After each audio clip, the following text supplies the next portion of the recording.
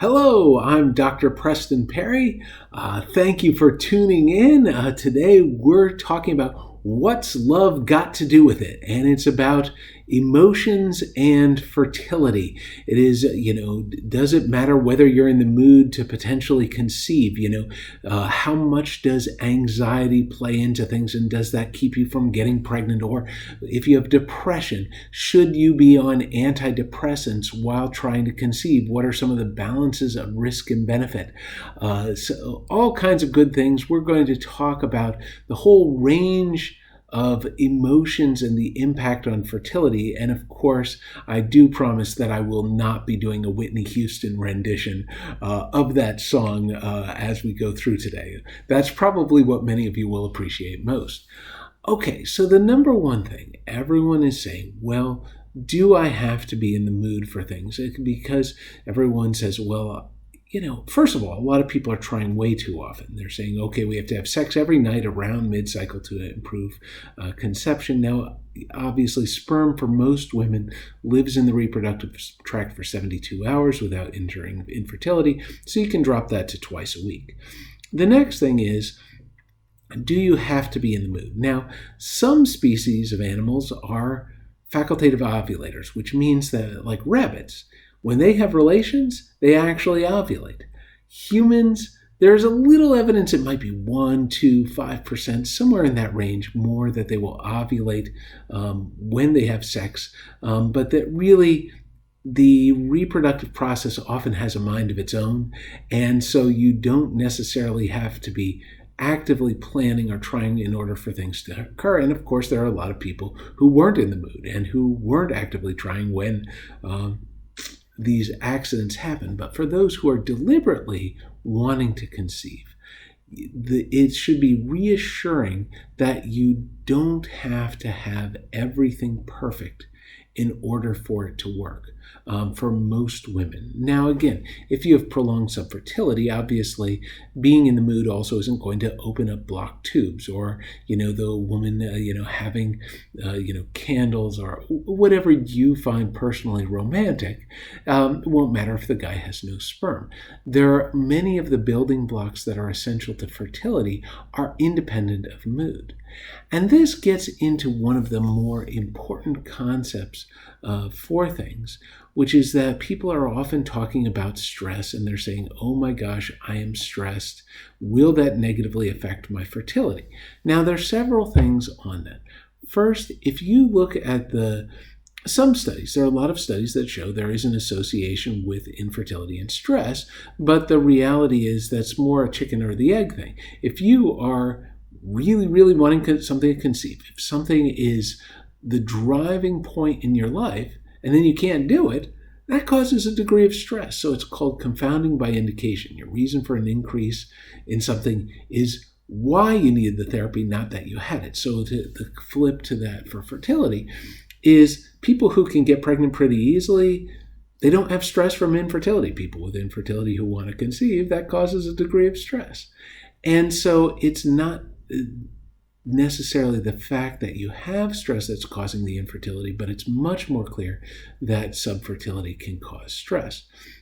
Now, the good thing is the magnitude of effect, how much the stress matters for fertility is really for debate. I think there's some studies even showing that the most stressed people had the best pregnancy rates because they followed through and they actually acted on things. So if you are really engaged and involved and caring about things and you decide you're going to do something about it, you're probably going to do better than the people who are laissez-faire and just sit back and say, well, time will, make things happen, because often in those cases for people who are passive, it doesn't. People who go out and get what they want are more likely to have that come true. So don't think that necessarily causes an effect. Similarly, for stress and fertility, while there are studies linking the two, there are two things that you should take away from them. One is if you look at really large population studies. So you look at Angola in a period of ethnic cleansing. You look at Eastern Europe under economic transition. You look at the Holocaust.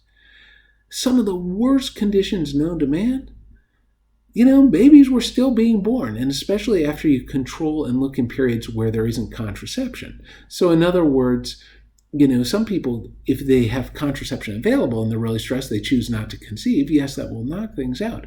But if you look at periods where there wasn't contraception, it didn't really change fertility that much. And you'll see population shifts of usually in the 5% or less in terms of fertility, sometimes up to 10%. But if you're saying 95% of the equation is not the degree of stress for a population, then it may be affecting you, but the magnitude of effect is really small. I think this is something that's often very much confused when it comes to fertility and stress and reproduction. If you can prove in a study that something has an effect, but the question is how much. It's not to say that we don't care about the 5 to 10%, but you really want to focus a little more on the 95%. And the reason I say this is in some ways to take pressure off of people. While not all studies show that stress actually has a meaningful detrimental effect, I think it's also important to say if it is there, there's much more that is going on and is relevant beyond the factor of stress. I think people get stressed about subfertility and then they're stressed about their stress. And if that's what's happening, you're making yourself miserable when that was really a small component of the overall situation. Again, not to say it doesn't matter, but it is often not the driving force. In fact, it's kind of interesting. Again, the most important impact of stress on fertility is how it changes what you do in life. For instance, everyone talks about, if there's a major hurricane, does that affect things? And if you say, and there used to be the myth, well, there would be a hurricane and everyone would be indoors and they'd be bored and then they'd get pregnant. Nowadays, we plan things out. That's not usually how it happens.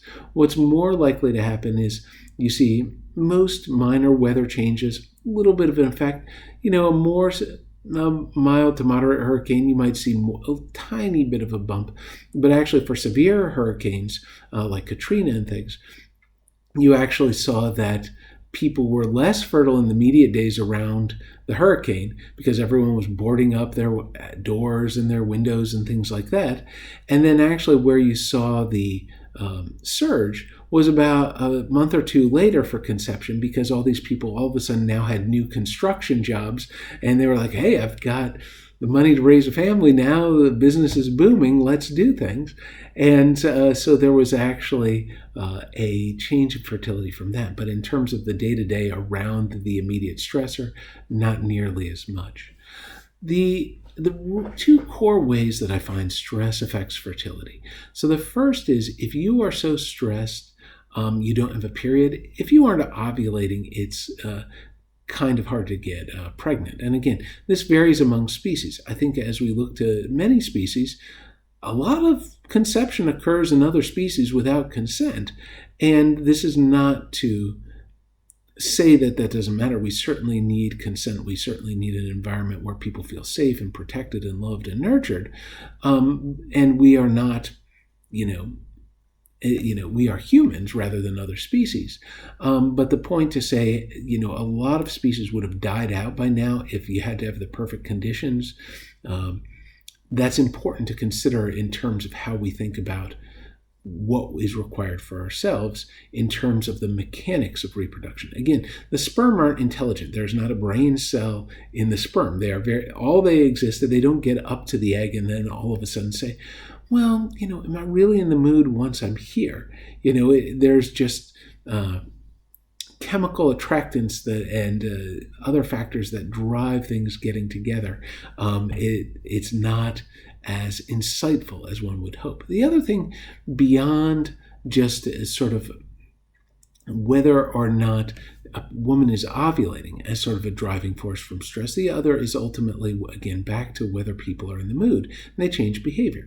If people get stressed, they start fighting each other. If you're sniping, if you're arguing and things like that, well, some will have makeup sex, but many, they will stop having it.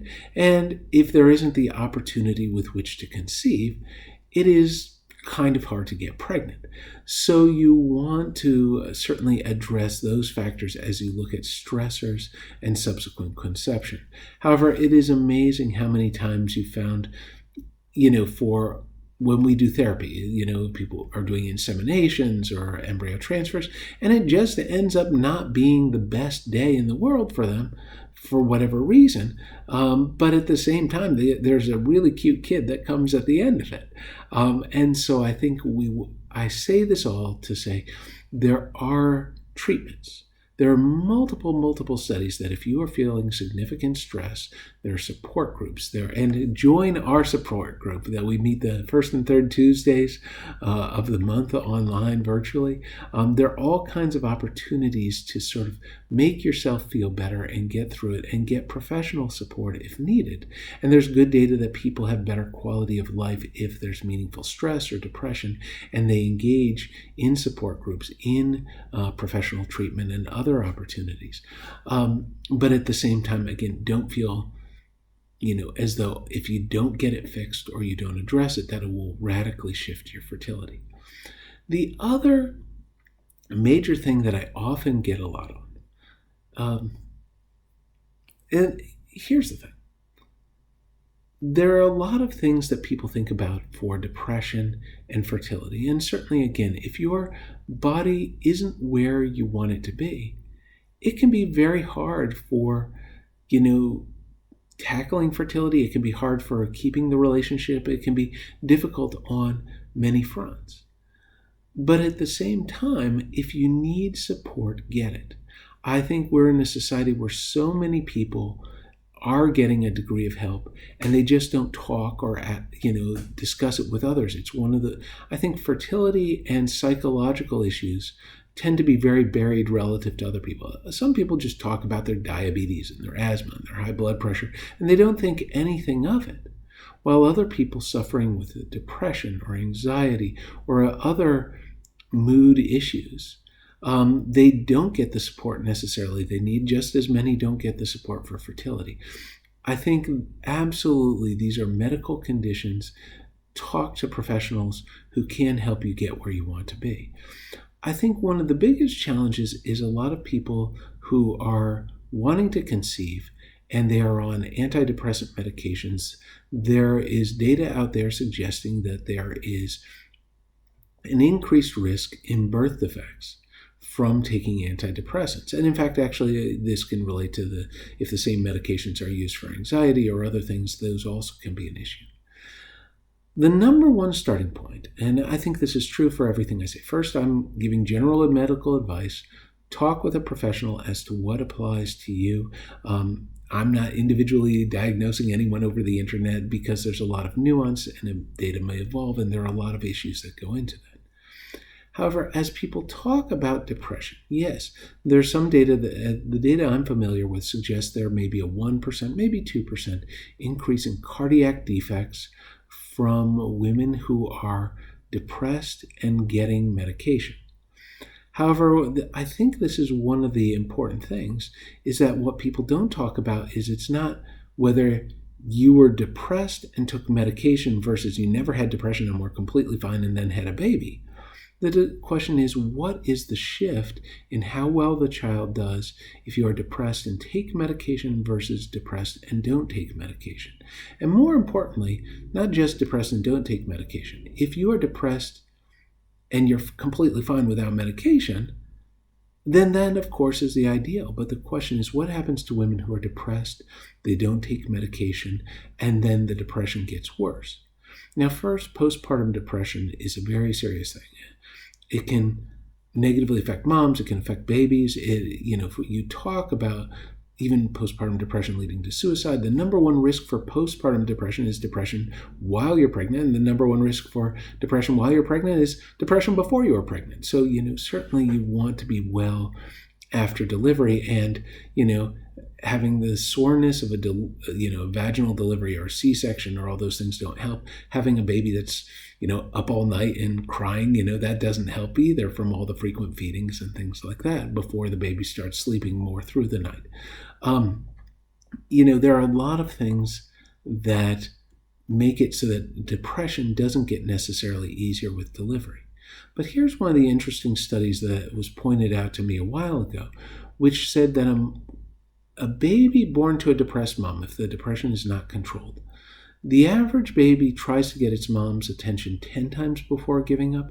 The baby born to a depressed mom may only try 2 times before giving up.